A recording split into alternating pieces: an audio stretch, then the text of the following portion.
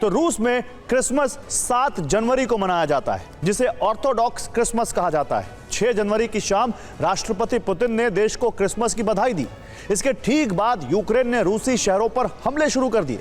Ukraine ने रूस को क्रिसमस पर बड़ा जख्म दिया है। रूसी डिफेंस लाइन ध्वस्त करने के साथ साथ कई शहरों पर ड्रोन बरसाए हैं। यूक्रेन के इस हमले के बाद क्रिसमस इवनिंग पर पुतिन को आपात बैठक बुलानी पड़ी। इस बैठक में यूक्रेन पर बड़े हमलों का ब्लूप्रिंट तैयार किया गया। आज रात यूक्रेन पर भीषण हमलों की आशंका है। देखिए रूसी शहर कैसे धधक रहे हैं और पुतिन ने यूक्रेन पर हमले का क्या ब्लूप्रिंट तैयार किया है। ऑर्थोडॉक्स क्रिसमस की पूर्व संध्या पर रूस के राष्ट्रपति मॉस्को में कैंडल जला रहे थे। पोक लोनाया हिल के Saint George the Victorious Church में पुतिन प्रार्थना सभा में शामिल हुए।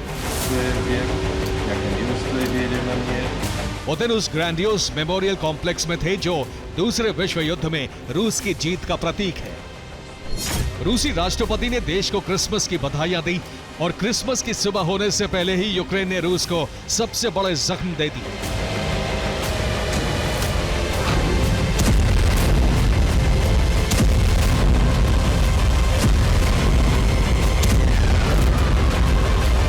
जब पुतिन क्रिसमस की तैयारी कर रहे थे, उसी वक्त यूक्रेन ने रूस के सीमाई शहर बेलगोरोद पर ड्रोन हमले शुरू कर दिए।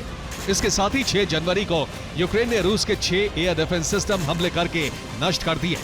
रूसी रेलवे ट्रैक को ध्वस्त करने के लिए यूक्रेनी एजेंट्स ने धमाके करके ट्रैक उड़ा दिए।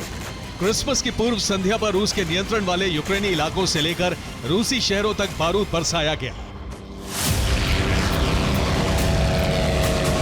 यूक्रेन ने सबसे पहले रूस के सीमाई शहर बेलगोरोद को टारगेट बनाया।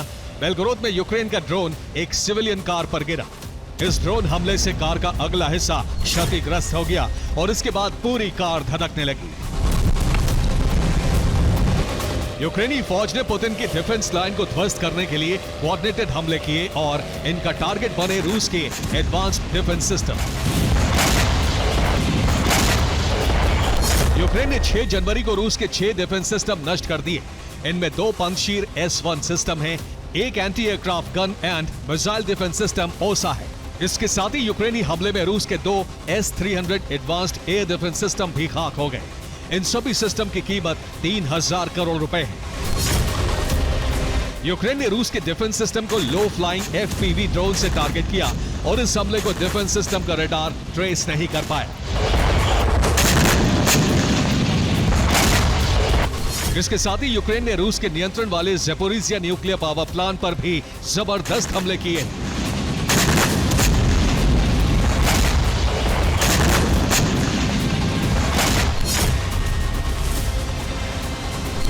दो 2022 से यह प्लांट रूसी सेना के कब्जे में है और 6 जनवरी को यूक्रेनी ड्रोन फोर्सेस ने इस प्लांट पर ड्रोन हमले किए।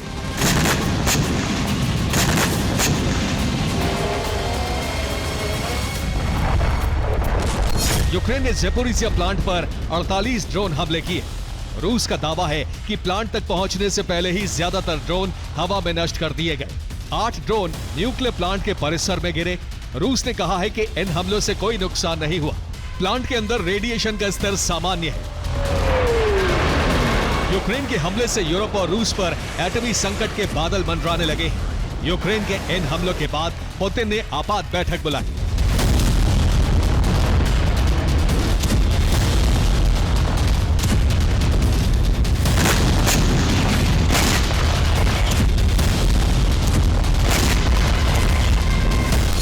बैठक में पुतिन ने यूक्रेन के हमलों का ब्यौरा लिया। इसी बैठक में यूक्रेन के प्रतिशोध का ब्लूप्रिंट भी तैयार किया गया। पुतिन ने ऑपरेशन की जिम्मेदारी सेना प्रमुख वैलेरी गेरासिमोव और रूसी राष्ट्रीय सुरक्षा परिषद के सचिव सर्गेई शोइगु को दी है। माना जा रहा है कि ऑर्थोडॉक्स क्रिसमस की रात यानी 7 जनवरी की रात यूक्रेन पर बड़े हमले किए जा सकते हैं और इनका टारगेट पश्चिमी देशों के हथियार गोदाम सहित यूक्रेन के ड्रोन और मिसाइल लॉन्च सेंटर हो सकते हैं।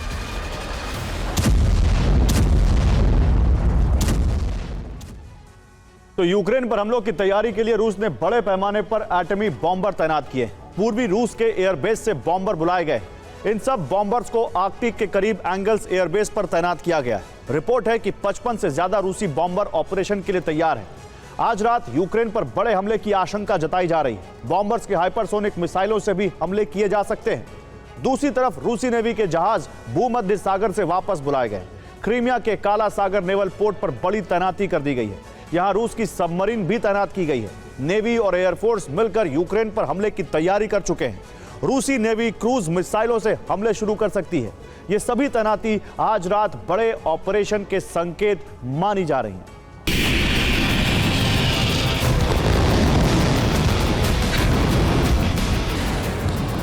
कहा यह भी जा रहा है कि क्रिसमस पर किए गए हमलों का बदला ऑरिशनिक जैसे घातक हमलों से भी लिया जा सकता है।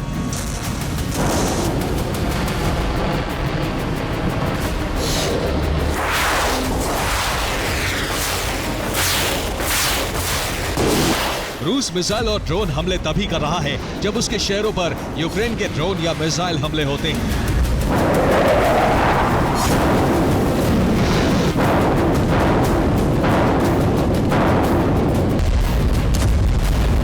फिलहाल रूस का फोकस ग्राउंड ऑपरेशन पर है, क्योंकि ट्रंप की वापसी से पहले रूस बड़े पैमाने पर यूक्रेनी जमीन जीतना चाहता है।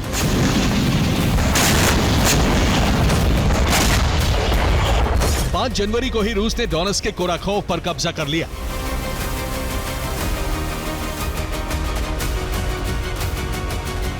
अब रूसी सेना पूर्वी यूक्रेन की इंडस्ट्रियल हार्ट कही जाने वाली सिटी निप्रोपेट्रोवस्क से 32 किलोमीटर दूर है।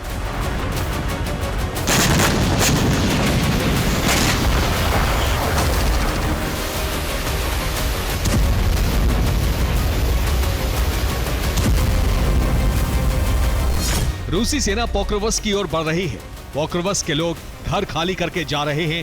पोक्रोवस्क की आबादी 60,000 थी, लेकिन अब वहां केवल 11,000 लोग ही बचे हैं। इसके साथ ही निप्रो इंडस्ट्रियल एरिया पर भी खतरा मंडराने लगा है।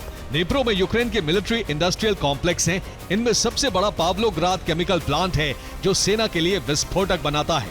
इसके साथ ही युजमाश प्लांट है, जो सेना के लिए रॉकेट टेक्नोलॉजी पर काम करता है।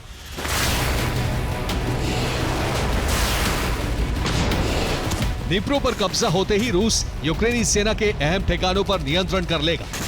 6 जनवरी को रूस ने यूक्रेन की फ्रंट लाइन पर भीषण हमले किए।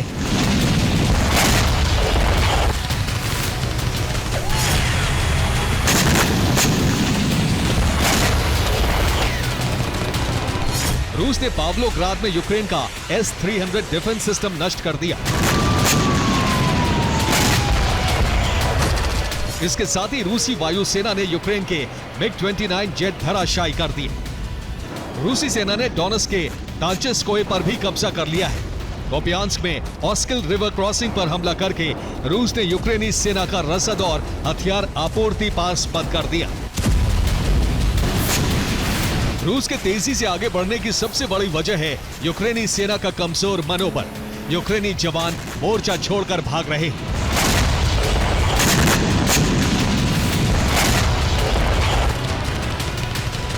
फ्रांस से ट्रेनिंग लेकर लौटे 1700 यूक्रेनी पोक्रोवस्क मोर्चा छोड़कर भाग गए। इसके साथ ही फ्रांस में ट्रेनिंग के लिए भेजे गए करीब 2000 जवान ट्रेनिंग सेंटर से ही भाग निकले। जमीनी जंग में यूक्रेन के सामने संकट बढ़ता जा रहा है। इसके साथ ही रूसी सेना के मिसाइल हमलों से उसके हथियार भी तेजी से नष्ट हो रहे हैं। Bureau report, TV9, Bharatvarsh.